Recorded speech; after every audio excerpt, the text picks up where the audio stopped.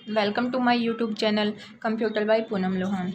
जैसा कि हमने लास्ट क्लास में देखा था कि हम मदरबोर्ड के मैक्सिमम कंपोनेंट्स पढ़ चुके थे। मैक्सिमम के हम सारे ही पढ़ चुके हैं। हमने जो पहले मदरबोर्ड आता था उस पे जो पोर्ट होते थे, जो उसके कंपोनेंट्स होते थे, हमने वो भी देख लिए। और लास्ट क्लास में हमने जो मॉडर्न में जो चेंज हुआ है, जो एडवांस टेक्नोलॉजी आई है, हमने उनको भी पढ़ लिया। जैसा लास्ट क्लास में हमने जहाँ पे छोड़ा था कि हम नेक्स्ट क्लास में बस के बारे में पढ़ेंगे।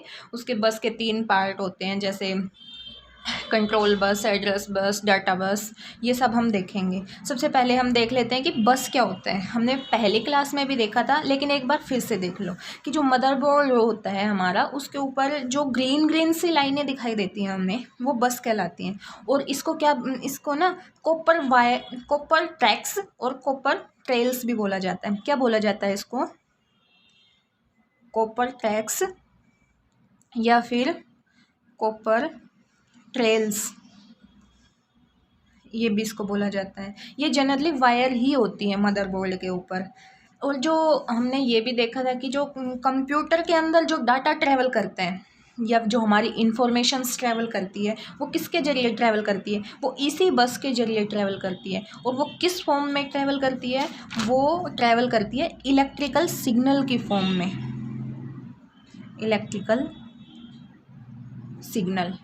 इलेक्ट्रिकल सिग्नल के फॉर्म में ट्रैवल करती है। आज हम देखते हैं कि बस कितने टाइप की होती है और किस बस का क्या काम होता है, और किस बस की सीपीयू से, रैम से, या फिर इनपुट आउटपुट से यूनि डायरेक्शनल होती है वो, या फिर वो बाई डायरेक्शनल होती है। आज हम यही सब पढ़ेंगे। तो चलो स्टार्ट करते हैं आज का टॉपिक, बस। हम जो बस का आर्किटेक्चर है उसको एक डायग्राम से समझेंगे ताकि हमें लॉन्ग टर्म तक वो याद रहे।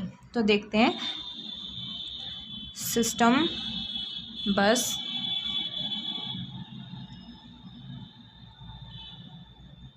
आर्किटेक्चर।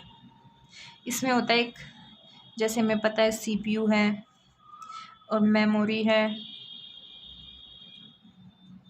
मेमोरी हमारी जो मेन मेमोरी होते हैं, हम उसकी बात कर रहे हैं, रैम।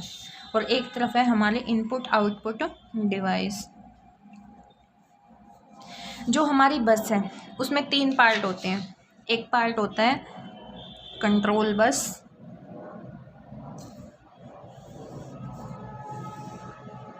दूसरा पार्ट होता है एड्रेस बस,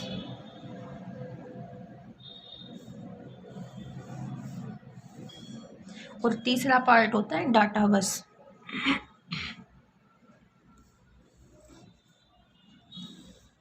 अब ये कैसे काम करती है? सीपीयू इन बस के जरिए कैसे इंफॉर्मेशंस रैम से फैच करता है, कैसे इनपुट आउटपुट जो भी हम इनपुट आउटपुट देते हैं, वो कैसे वो रैम तक पहुंचता है या सीपीयू तक पहुंचता है, या फिर डायरेक्ट सीपीयू तक पहुंच जाता है। रैम का उसमें कोई रोल ही नहीं होता। अब हम वो सब देखेंगे। इसमें ना जो डायरेक्शनल का टॉपिक होता है, डायरेक्शनल सबसे इम्पोर्टेंट इसमें डायरेक्शन पूछी जाती है। डायरेक्शन सबसे इम्पोर्टेंट है इसमें। सीपीयू में और कंट्रोल बस में ये बाई डायरेक्शनल है।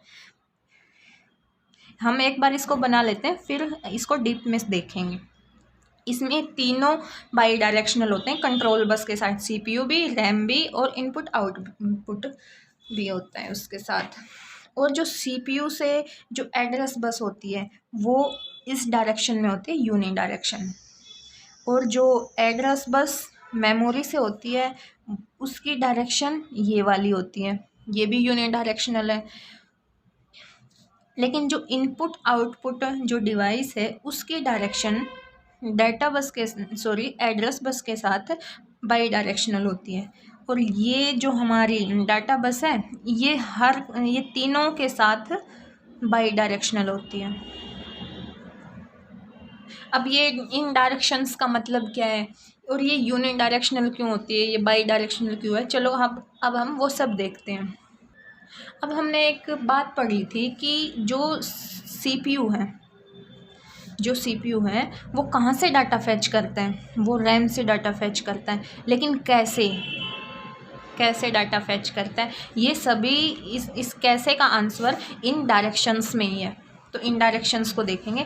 जैसे CPU हमने कमांड दी CPU को, मॉनिटर पे कहीं पे कुछ भी कमांड दी हमने, वो CPU के पास गई। वो जो इन्फॉर्मेशंस होती हैं वो मेमोरी को बोलता है कि मुझे वो इन्फॉर्मेशंस चाहिए। फिर मेमोरी हार्ड डिस्क से वो सब कुछ लेके आती है। तो वो हार्ड डिस्क तो रैम को डाटा देती है, लेकिन हमारा जो CPU है वो रैम से डाटा लेता है। वो डाटा कैसे लेता है, देखो हमारा जो CPU है वो एड्रेस बस के ज़रिए, एड्रेस बस को बोलता है कि मुझे डाटा चाहिए। कौन सा डाटा चाहिए वो हम उसको कमांड में बता देते हैं कि हमें कौन सी इन्फॉर्मेशन खोलनी है। CPU एड्रेस बस को बोलता है मुझे डाटा चाहिए, और फिर एड्रेस बस वही डाटा भेजने के लिए बोलती है मेमोरी को। मतलब एड्रेस बस मेमोरी से रिक्वेस्ट करती है कि CPU को वो डाटा चाहिए। तो मेमोरी क्या करती है कि वो वाला डाटा जो हमें CPU को देना है उसको डाटा बस के ज़रिए CPU तक पहुंचा देती है। डाटा बस के ज़रिए रैम जो हमारी है वो CPU तक डाटा पहुंचा देती है। अब जैसे जनरली हम देखते हैं कि हम जैसे MS वर्ड पे भी काम कर रहे हैं, MS एक्सेल पे भी काम कर रहे हैं और पावर पॉइंट भी खोल रहे हैं। इसका मतलब ये नहीं है कि हम उस पे कमांड दिए जा रहे हैं, हमें ये प्रोग्राम भी खोलना है, हमें वो प्रोग्राम भी खोलना है। इसका तो क्या होगा, CPU में ना एक टाइम पे सिर्फ एक ही प्रोग्राम रन कर सकता है। तो एक प्रोग्राम रखा जाता है। तो जैसे कि हम बार बार अपनी रिक्वायरमेंट के अकॉर्डिंग कमांड देते रहते हैं, तो ये फिर जो इतनी सारी कमांड देते हैं, अगर CPU में एक ऑपरेशंस या फिर एक प्रोग्राम एक टाइम पे रन करता तो फिर ये बाकी प्रोग्राम कहाँ जाते हैं। आप लोगों ने एक नाम सुना होगा, मल्टीमीडिया। मल्टीमीडिया जैसा ही एक शब्द है मल्टी प्रोग्रामिंग। क्या नाम है, मल्टी प्रोग्रामिंग।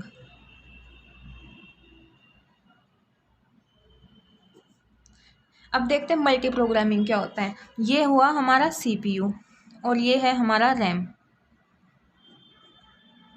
अब CPU रैम को बोलता है उसको वो जो भी इंफॉर्मेशन हम मांगते हैं उसको वो इन्फॉर्मेशन चाहिए। तो क्या होता है कि हम उसको ज़्यादा प्रोग्राम खोलने के लिए एक ही टाइम पे हम MS वर्ड भी ऑन कर लेते हैं, MS एक्सेल भी ओपन कर लेते हैं, पावर पॉइंट भी ओपन कर लेते हैं। तो वे सभी प्रोग्राम हमारी रैम में आ जाते हैं, लेकिन CPU में तो एक टाइम पे एक ही ऑपरेशन हो सकता है, एक टाइम पे एक ही प्रोग्राम रन कर सकता है। तो क्या होता है, जैसे अब हमें MS एक्सेल पे काम कर रहे हैं, MS एक्सेल, थोड़ी देर बाद हमने कमांड दी कि MS एक्सेल, और फिर थोड़ी देर बाद हमने कमांड दी कि हम MS वर्ड खोलना चाहते हैं। तो क्या होगा, रैम इसको MS वर्ड देगा, लेकिन यहाँ पे क्या है, पहले से ही एक्सेल है। तो या तो हमें एक्सेल को यहाँ से बिल्कुल ही एग्जिट करना पड़ेगा, बिल्कुल ख़त्म करना पड़ेगा, या फिर एक ऑप्शन है कि जो CPU है इस एक्सेल को वापस CPU इसको रैम में भेज देगा।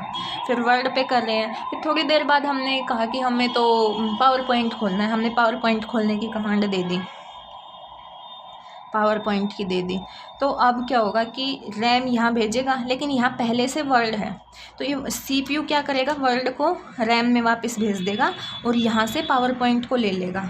तो ऐसे ही जब रैम में बहुत सारे एक से ज़्यादा प्रोग्राम रखे जाते हैं और CPU में एक ही प्रोग्राम रन करता है, तो ये CPU रैम को देता है, रैम CPU को। इसी तरह से एक आता है और एक निकल जाता है।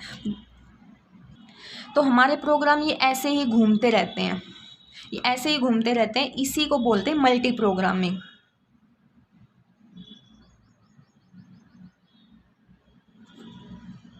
और ये यहाँ पर हमने जैसे 3 प्रोग्राम्स का एग्जांपल लिया है, एक्सेल का, वर्ड का और पावर पॉइंट का। ये क्या कर रहे हैं, अपना टाइम एक दूसरे के साथ शेयर कर रहे हैं। जैसे एक्सेल का काम कर रहे थे हम, साथ में हमें फिर कुछ याद आया कि वर्ड पे भी काम करना है, तो हमने वर्ड को खोल लिया। तो एक्सेल कहाँ चला गया हमारा, वो रैम में चला गया। तो रैम में गया, यहाँ पे वर्ड आ गया। तो ये क्या कर रहे हैं, एक दूसरे से अपने टाइम की शेयरिंग कर रहे हैं। तो इसी को बोला जाता है टाइम शेयरिंग। इसी को टाइम शेयरिंग बोला जाता है। और जो ये टाइम शेयरिंग का कॉन्सेप्ट है ना, ये कंप्यूटर की 3rd जनरेशन से आया, इससे पहले ये नहीं होता था। थर्ड जनरेशन से पहले फर्स्ट जनरेशन थी, जो सेकंड जनरेशन थी, उनमें टाइम शेयरिंग का कोई भी कंसेप्ट नहीं होता था। टाइम शेयरिंग का कंसेप्ट थर्ड जनरेशन से आया है। अब एक एग्ज़ाम में क्वेश्चन भी आया था कि जो होता है सीपीयू में एक टाइम पर कितने प्रोग्राम रन करते हैं, कितने प्रोग्राम रन करते हैं। या फिर ये इसी की दूसरी लैंग्वेज होती है कि एक बार में कंप्यूटर में कितने एक कंप्यूटर में एक टाइम पे कितने ऑपरेटिंग सिस्टम को चलाया जाता है। तो इनका आंसर होता है 1। एक टाइम पे सीपीयू एक ही ऑपरेटिंग सिस्टम पे काम कर सकता है, एक ही प्रोग्राम को रन कर सकता है। अब हम देखेंगे कि हमने इतना देख लिया था कि सीपीयू एड्रेस बस को बोलता है कि मुझे इन्फॉर्मेशन चाहिए, मुझे डाटा चाहिए, तो वो डाटा एड्रेस बस मेमोरी से बोलती है, मेमोरी से रिक्वेस्ट करती है कि सीपीयू को वो वाला डाटा चाहिए, तो वो उसको दे दे। तो मेमोरी क्या करती है, डाटा बस के जरिए डाटा सीपीयू तक पहुंचा देती है। तो अभी हमने पढ़ा मल्टी प्रोग्रामिंग। तो मल्टी प्रोग्रामिंग में हमने देखा कि ये सीपीयू और रैम के बीच में प्रोग्राम्स घूमते रहते हैं। तो वही डाटा जो अब सीपीयू को नहीं चाहिए, तो वही डाटा सीपीयू डाटा बस के जरिए वापस रैम में पहुंचा देती है। तो ये बाई डायरेक्शनल हो गया, ये समझ आया, और ये भी हो गया बाई डायरेक्शनल, ये भी समझ आ गया होगा। और ये एड्रेस बस और यहाँ की एड्रेस बस, दोनों की एड्रेस बस दोनों के साथ, सीपीयू के साथ भी और रैम के साथ भी यूनियन डायरेक्शनल होती है, ये भी समझ आ गया होगा। अब देखते हैं कि सीपीयू में और रैम में कंट्रोल बस के साथ ये बाई डायरेक्शनल क्यों होता है। उससे पहले हम देखते हैं कि कंट्रोल बस के बारे में। अब कंप्यूटर में कोई भी प्रोग्राम रन कर रहा है, ये तो है नहीं कि अनलिमिटेड टाइम तक वही प्रोग्राम रन करता रहेगा, या फिर किस टाइप का ऑपरेशंस परफॉर्म कर रहा है उसी टाइप का करता रहेगा। ये सब कौन कंट्रोल करता है कि ये कोई भी ऑपरेशन है वो कितने टाइम परफॉर्म करेगा और किस टाइप का ऑपरेशन परफॉर्म करेगा सीपीयू में, वो सभी हमारा देखता है कंट्रोल बस। एक एग्ज़ाम में क्वेश्चन भी आया था कि कंट्रोल बस से रिलेटेड कार्य कौन सा है। इसके दो काम हैं, एक तो होता है टाइमिंग सिग्नल और एक होता है कमांड सिग्नल।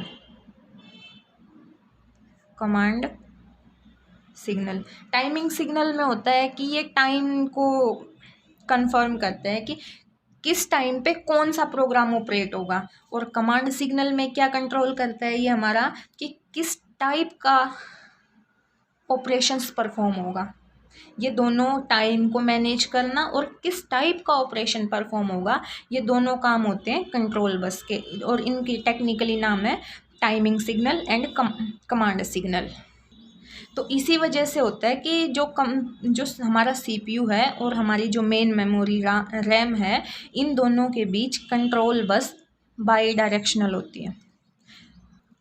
अब हम देखते हैं कि जो हमारा इनपुट आउटपुट डिवाइस है, ये कंट्रोल बस के साथ भी, एड्रेस बस के साथ भी और डाटा बस के साथ भी, ये तीनों के साथ बाई डायरेक्शनल होता है। कैसे? इस कैसे को जानने से पहले मेरा एक क्वेश्चन है, और ये क्वेश्चन एक एग्ज़ाम में भी आया था। ये क्वेश्चन है कि जब हम कीबोर्ड से या फिर माउस से कहीं पर भी मॉनिटर पर हम क्लिक करते हैं, तो जो हमारी इनपुट दी जा रही है कीबोर्ड से माउस के द्वारा जो हमारी इनपुट दी जा रही है, क्या वो सीधे रैम के पास जाती है? हमने एक स्ट्रक्चर देखा था कि हार्ड डिस्क से डाटा कहाँ जाता है? रैम में, और रैम से डाटा कहाँ जाता है? सीपीयू में, और सीपीयू से डाटा जाता है मॉनिटर पर डिस्प्ले होता है। तो अब हम जैसे कीबोर्ड से कुछ भी टाइप कर रही हैं, माउस से कहीं भी क्लिक कर रही हैं, तो क्या इनके द्वारा जो डाटा दिया जा रहा है, इनपुट डाटा दिया जा रहा है, क्या वो हमारा रैम के पास जाता है या नहीं जाता? तो इसका आंसर है नो, वो रैम के पास नहीं जाता। जो हम कीबोर्ड और माउस के द्वारा जो भी डाटा हम एंटर करते हैं, उसका रैम से कोई भी लेना देना नहीं होता, क्योंकि अगर हम डाटा सीधे मेमोरी में डालेंगे तो उससे क्या होगा? उससे ना जो हमारी टाइम की वर्क करने की स्पीड है वो बहुत ज़्यादा स्लो हो जाएगी, बहुत ज़्यादा टाइम लगेगा ऑपरेशंस को परफॉर्म होने में। लेकिन हमें क्या होता है, हमें बहुत जल्दी जल्दी काम करना होता है। हम नहीं चाहते कि हमने कुछ भी प्रेस किया या कहीं भी क्लिक किया उसके बाद कंप्यूटर हमसे टाइम मांगे कि अगला प्रेस आप इतने टाइम के बाद करोगे। हमारा कंप्यूटर पे जो कीबोर्ड है, माउस है, उसका काम नहीं रुकना चाहिए। तो क्या होता है, इसी हाल में आता है एक डीएमए कंट्रोलर का कंसेप्ट। डीएमए कंट्रोलर, इस डीएमए की फुल फॉर्म भी इम्पोर्टेंट होती है। इसकी फुल फॉर्म होती है डायरेक्ट मेमोरी एक्सेस।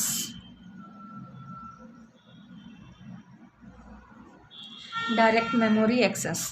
तो ये हमारा जो डीएमए कंट्रोलर है ये क्या काम करता है, जो हमारा कीबोर्ड है, माउस है, ऐसे हम किसके साथ डाटा एंटर करते हैं उसको डीएमए कंट्रोलर से जोड़ा जाता है। और जो ये डीएमए कंट्रोलर है ये हमारे डाटा को सीधे सीपीयू में पहुंचा देता है।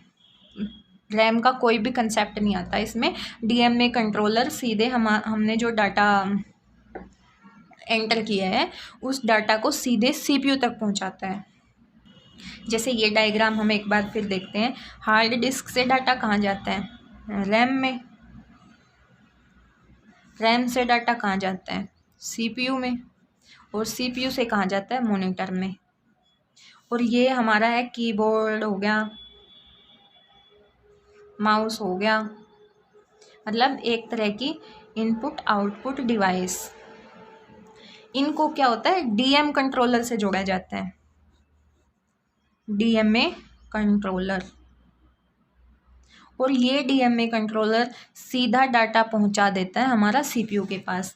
डीएमए कंट्रोलर रैम से कोई भी वास्ता नहीं रखता। ये क्वेश्चन पूछा गया था कि डीएमए कंट्रोलर किसको डाटा देते हैं, तो वो डाटा रैम को नहीं देता। DMA controller input output device का डाटा सीधे सीपीयू को देता है। इसी वजह से जो हमने यहाँ पे देखा था कि इनपुट आउटपुट की कंट्रोल बस के साथ, सीपीयू के साथ, इनपुट आउटपुट की एड्रेस बस के जरिए सीपीयू के साथ, और इनपुट आउटपुट की डाटा बस के जरिए सीपीयू तक बाई डायरेक्शनल होती है। ये जो डायरेक्शंस है ना ये इम्पोर्टेंट हैं। इन पे क्वेश्चन भी बने हैं कि कंट्रोल बस के बीच में और रैम के बीच में यूनि डायरेक्शनल है या बाई डायरेक्शनल है, ये सब ये क्वेश्चन बनते हैं। इसलिए इसको ना अच्छे से ध्यान में रखना। अब एक आप लोगों ने नाम सुना होगा पोर्ट। आपको पता है पोर्ट क्या होता है? जैसे हम अपना मोबाइल फ़ोन है उसका चार्जर है, ये हमारा मोबाइल फ़ोन है इसका चार्जर। जैसे ये केबल है, इस केबल को हम कहाँ कनेक्ट कर रहे हैं, इसमें कनेक्ट कर रहे हैं ना, तो ये हमारा पोर्ट है। ये इसमें कनेक्ट हो गए, ये हमारा पोर्ट है। और जैसे ये यूएसबी पोर्ट है, तो इसमें क्या होता है, ये यूएसबी पोर्ट है तो इसमें यूएसबी केबल ही अटैच होती है। ये बोल ले किसी क्वेश्चन में कि जैसे पिन की संख्या पूछी जाती है, पिन की संख्या पूछी जाती है, वो चाहे ये पूछे कि आपसे यूएसबी पोर्ट में कितनी पिन होती है या फिर आपसे पूछ ले कि यूएसबी केबल में कितनी पिन होती है। यूएसबी पोर्ट में यूएसबी केबल ही लगती है, तो इसमें भी उतनी ही पिन होंगी, इसमें भी उतनी ही पिन होंगी। तो इसलिए कंफ्यूज होने की बात नहीं है। आपसे चाहे यूएसबी पोर्ट में पिन पूछे या यूएसबी केबल में पिन पूछे, तो दोनों में पिन की संख्या सेम होती है। अब ये पोर्ट है ना बहुत तरह के होते हैं। अब हम देख लेते हैं कि कौन कौन से पोर्ट होते हैं और किस पोर्ट में कितनी पिन का कॉन्सेप्ट होता है। हमने पिछली क्लास में देखा था कि जब हम पहले के टाइम में कीबोर्ड को और माउस को जब हम अटैच करते थे अपने कंप्यूटर से, तो क्या होता था, एक PS/2 पोर्ट होता था। PS/2 पोर्ट, ये जो PS/2 पोर्ट है ये ना अलग अलग तरह का होता था। इसमें ना 2 कलर यूज़ किए जाते थे, एक पर्पल कलर और एक ग्रीन कलर। पर्पल कलर होता था कीबोर्ड के लिए और ये होता था ग्रीन कलर माउस के लिए। पहले ये था कि इसमें अगर हम माउस वाले को, जिसका ग्रीन कलर है, इसमें जो वायर आती थी, जो PS/2 वायर आती थी माउस के लिए, उसका कलर भी ग्रीन होता था, और जो PS/2 केबल आती थी कीबोर्ड के लिए, उसका कलर भी पर्पल होता था। अगर हम करते कि जो वो है कीबोर्ड वाली केबल है उसको हम ग्रीन में लगा दो और माउस वाले को क्या कर दो, पर्पल में लगा दो, तो ये वर्क नहीं करता था। तो बहुत सारे मतलब ध्यान रखना पड़ता था। इसलिए ना आजकल क्या आ रहा है कि USB का कॉन्सेप्ट आ रहा है। USB जिसकी फुल फॉर्म है यूनिवर्सल सीरियल बस। यूनिवर्सल का मतलब यही है कि किसी को किसी में भी लगा दो वो काम करेगा, इसलिए इसका नाम यूनिवर्सल है। अब ये PS/2 पोर्ट नहीं आते, अब तो कीबोर्ड और माउस जो आ रहा है हमारा USB के उसमें आ रहा है। तो जो हमारा PS/2 पोर्ट था उसमें कितनी पिन का कॉन्सेप्ट होता था, उसमें होता था 6 पिन।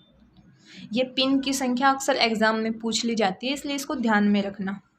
अब एक जैसे हमने पहले पढ़ा था कि शायद हमने नहीं पढ़ा, हम आगे की क्लास में पढ़ेंगे कि जो हमारा प्रिंटर है, प्रिंटर वो पहले का जो प्रिंटर होता था वो पैरेलल पोर्ट से कनेक्ट होता था।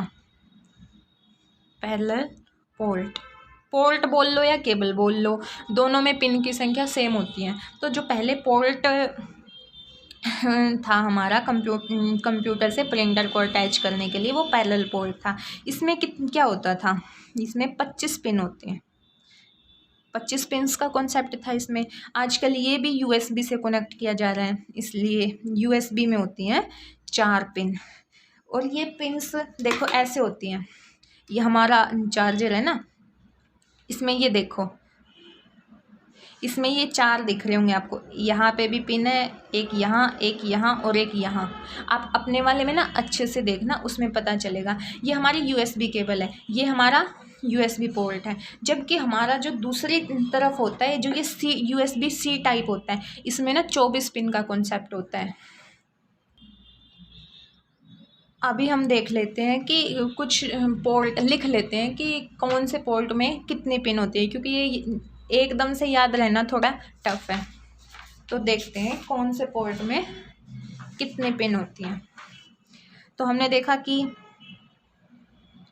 पैरेलल पोर्ट में कितने पिन होती हैं, इसमें होती हैं 25 पिन। USB में कितनी होती हैं, 4 पिन। हमने देखा पहले जो PS/2 पोर्ट आता था उसमें कितनी पिन होती थी, 6 पिन। एक आता है सीरियल पोर्ट, इसमें आती हैं 9 पिन। 9 पिन कैसे आती हैं, 1 2 3 4 5 6 7 8 9, ये ऐसे आती है। आप इसको गूगल पे सर्च करके देखना, आपको इनकी इमेज दिखेगी ना, तब बहुत अच्छे से समझ आ जाएगा। एक होता है ईथरनेट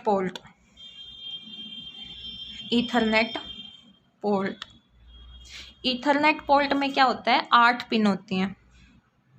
और ये 8 पिन किस किस कलर की होती हैं, ये होती हैं ब्लू, ब्राउन, ग्रीन, ऑरेंज।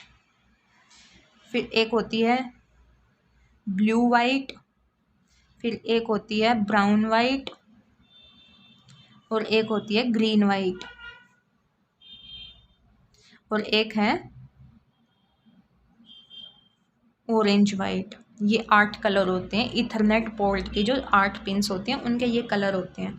अब क्या होता है कि जनरली हम घर पे जब नेट चलाने के लिए ना जो केबल की तार यूज़ करते हैं, उसमें क्या होता है कि एक कनेक्टर लगा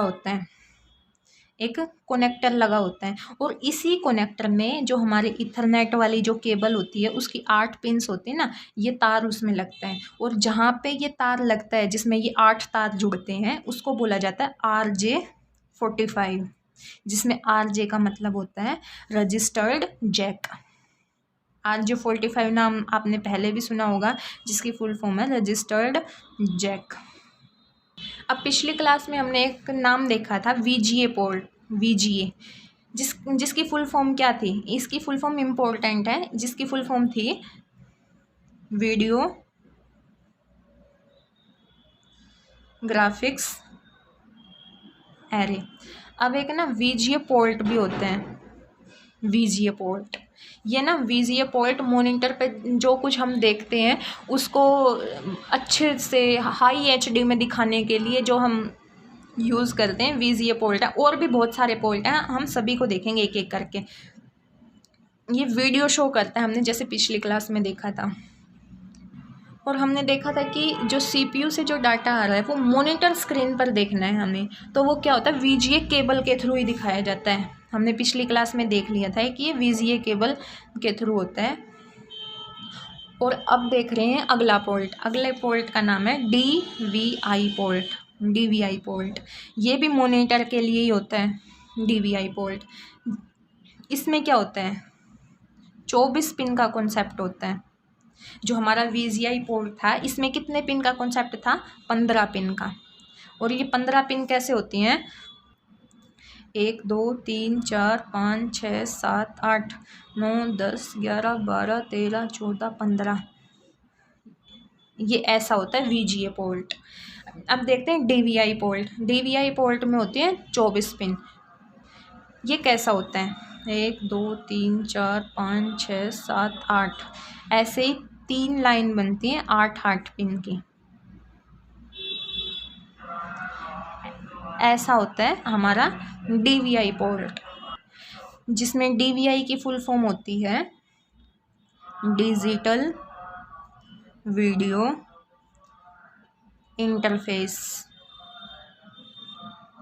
अब एक पोर्ट और आता है मॉनिटर के लिए ही, डिस्प्ले पोर्ट। ये भी मॉनिटर के लिए, ये एम हम इसलिए लिख रहे हैं क्योंकि ये जो पोर्ट अब हम डिस्कस कर रहे हैं ये सभी मॉनिटर के हैं। तो जो डिस्प्ले पोर्ट होता है उसमें होता है 20 पिन की, 20 पिन का कॉन्सेप्ट होता है उसमें। और ये पिन कैसे होती हैं, ये होती हैं 1 2 3 4 5 6 7 8 9 10 11 12 13 14 15 16 17 18 19 20, ये ऐसे होती हैं। आप इसको ना गूगल करके देखना, आपको ये जब सही से इमेज में देखेंगे ना आपको बहुत ज़्यादा समझ में आ जाएगा। एक पोर्ट होता है मॉनिटर के लिए ही HDMI पोर्ट। HDMI की डेफिनेशन हमने कल भी देखी थी। क्या होती है HDMI की definition, high definition multimedia interface. क्या होती है HDMI की full form, high definition multimedia interface. अब एक पोर्ट है कंपोनेंट पोर्ट। कंपोनेंट पोर्ट ये भी मॉनिटर के लिए ही है। इसमें क्या होता है, इसमें ना 3 पिन होती हैं और इन पिन्स का कलर भी होता है। इन पिन्स का कलर होता है ब्लू, ग्रीन, रेड। और एक पोर्ट होता है हमारा RCA कनेक्टर।